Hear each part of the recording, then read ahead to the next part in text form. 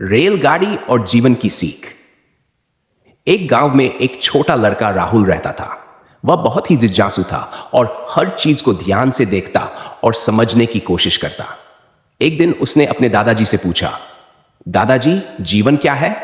दादाजी मुस्कुराए और बोले, आओ मैं तुम्हें स्टेशन ले चलता हूं, वहां तुम्हें तुम्हारे सवाल का जवाब मिलेगा। राहुल और उसके दादाजी रेलवे स्टेशन पहुंचे। वहां एक रेलगाड़ी खड़ी थी जो रवाना होने वाली थी। दादाजी ने राहुल से पूछा, क्या तुमने कभी सोचा है कि यह रेलगाड़ी हमारे जीवन से कितनी मिलती जुलती है? राहुल ने हैरानी से पूछा, कैसे दादाजी? दादाजी समझाने लगे, देखो बेटा, जब ट्रेन चलती है तो वह अपने गंतव्य तक पहुंचने के लिए ट्रैक पर चलती रहती है, चाहे रास्ते में कितनी भी रुकावटें आए। जीवन भी ऐसा ही होता है। हमें अपने लक्ष्य की ओर बढ़ते रहना चाहिए, चाहे कोई भी मुश्किल क्यों ना आए। फिर उन्होंने आगे कहा, ट्रेन में कई स्टेशन आते हैं, कुछ लोग चढ़ते हैं, कुछ उतर जाते हैं। जीवन में भी कई लोग हमारे साथ जुड़ते हैं और फिर अलग हो जाते हैं।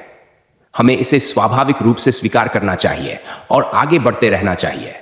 राहुल ध्यान से सुन रहा था। दादाजी ने एक और बात समझाई, ट्रेन के ड्राइवर की तरह हमें भी अपने जीवन की गाड़ी को सही दिशा में ले जाना होता है। अगर हम सही निर्णय लेंगे तो हम अपने लक्ष्य तक अवश्य पहुंचेंगे।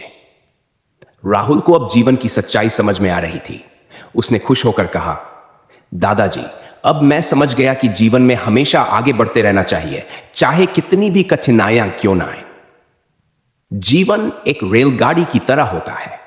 हमें अपने लक्ष्य पर ध्यान केंद्रित करना चाहिए, रास्ते में आने वाली बाधाओं से डरना नहीं चाहिए और सफर का आनंद लेते हुए आगे बढ़ते रहना चाहिए।